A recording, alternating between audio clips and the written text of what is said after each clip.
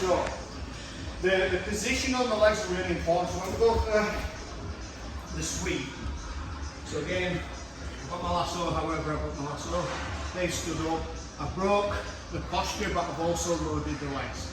When I say loaded the legs, I mean I've brought his legs closer to me, okay? From here, once I go into sweep, I've got to lift my hip up, okay? Because I can still do the sweep with my calves attached to his thighs. The problem that we have is when he goes backwards, we've now got a bigger range. So as I go to sweep, yeah, we're in a position where he can start manipulating the legs and the ground, but he gets a really effective pulse.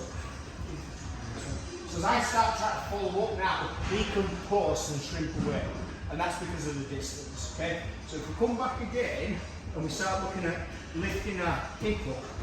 Okay. So here, load up, lift my hip up. Now when I start going into my sweep, my hips are already passing. So because my hips are so close to his, as soon as we start falling, I'm already passing. I'm not having to close the distance. It's a lot easier to attach. Now his frames are still there, but his frames can be converted into arm bars, okay, because of how close I am. So for me to pass guard, when my thighs are against his thighs, all I need to do is that.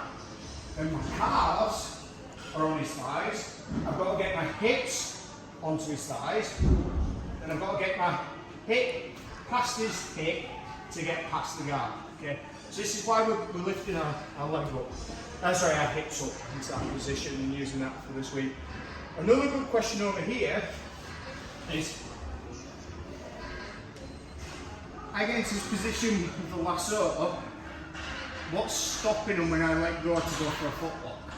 Okay, and it's a risk, especially with this position.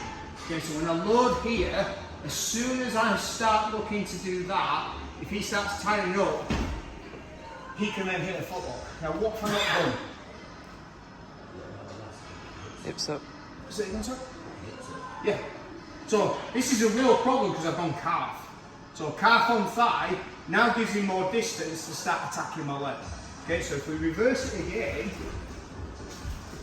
we might need to change it. So if I'm going with someone who I think is going to footlock me, or I get any hint of him doing that, I'm possibly not going to do that sweep. Okay, because then it's a bit of a race of who can get the hits higher before the other person drops back. So that for me is a hint that this person might want to footlock me. Okay, and this is where you can then start looking at the other game plan, can't we? So we'll go back to our sweep. So now we start looking at this bicep sweep. We've made it a lot more difficult for Jason to footlock me because his elbow is nowhere near his ribs. Okay? When his elbow goes to his ribs, I'm now in a position where he can footlock me again. Okay? So this is where we can start playing this as a bit of a series. So, yeah, I think he's going to footlock me. It's a problem. So now it's a lot harder for him to footlock me. And we're going to what we did on Tuesday. This hand here will go to the to his either his ankle, his shin, wherever. You can also grip the gear. I prefer to use this grip. Okay.